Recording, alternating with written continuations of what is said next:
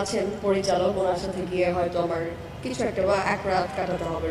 কিছু কিছু পরিচালক প্রযোজক তো আছেনই, এরকম অনেক মানে আশা ভরসা দিয়ে তারপরে আর তাকে দিয়ে কাজটা করানো হয় না। কিছু আছে এরকম, আমার কিছু আছে যে যদি বুঝে যে ওই মেয়েটার ভিতর বা নায়িকাটার ভিতর পোটেনশিয়ালটা আছে, ওকে দিয়ে আউটপুটটা আসবে, তখন গিয়ে একদম ডিরেক্ট অফারই করে যে তুমি এটা করো, আমি তোমাকে নায়িকা বানিয়ে দিচ্ছি। এখন কারো যদি ইচ্ছা থাকে যে আমি যে কোনো কিছুর বিনিময়েই হোক আমি নায়িকা হব, তাহলে তো সে করবেই। আমার যদি এক্সপিরিয়েন্স বলি, তাহলে আমি যখন জুনিয়র আর্টিস্ট ছিলাম, গিভ অ্যান্ড টেক এই ব্যাপারটাই আমি বুঝতাম না। তো আমার এরকম একটা খুব লিড ক্যারেক্টার একটা টিভিসির কাজ এসেছিল। ওটা ব্যাক টু 2015 হবে বা 14-15 এরকমই হবে। তো আমি যখন ওনার সাথে দেখা করতে গিয়েছিলাম, আমাকে সব স্ক্রিপ্ট বুঝালো, সব কিছু বুঝালো, আমি তো ওকে, আমি রাজি, আমি বাসে চলে আসছি।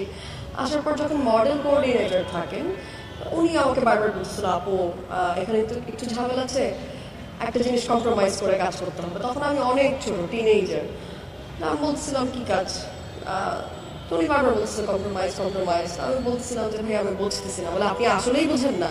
বললাম না বুঝতেছি না, আপনি একটু ভেঙে বলেন। তখন সে আমাকে বিষয়টা ক্লিয়ার করে বললো যে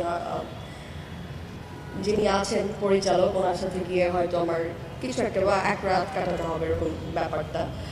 তো আমি তখন অনেক কান্নাকাটি করে না করে দিয়েছি, অ্যান্ড তারপর সাথে সাথে আমার সেম ভেঙে ফেলেছিলাম। এটা আমার একটা এক্সপিরিয়েন্স, তখন ছোটো ছিলাম। তারপর আফটার দ্যাট আবার যখন আসি মিডিয়াতে, আবার টুকটাক টুকটাক ভালো ব্র্যান্ডের শ্যুট করছি, কাজ করতে করতে এরকম আমি নাম বলবো না, আমার কাছে কাজ এসেছে, লিড ক্যারেক্টারের কাজ এসেছে। ওখানেও সেম, যখনই বলেছে কম্প্রোমাইজ, তখন আমি বলেছিলাম বাসে গিয়ে জানাবো, দেন আলটিমেটলি বাসে এসে না করে দিয়েছি।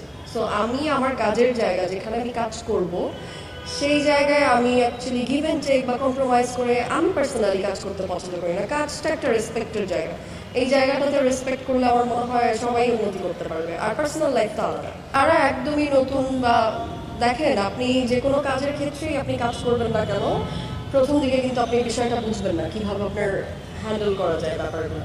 এখন কেউ আছে মুখের কথা দিয়েই অনেক কিছু করতে পারে, কেউ আছে অনেক কিছু করে তারপরে কাজ আদায় করতে পারে। এটা যার যার আইকিউ সেন্স অ্যান্ড আমার মনে হয় বুদ্ধির উপর ডিপেন্ড করে।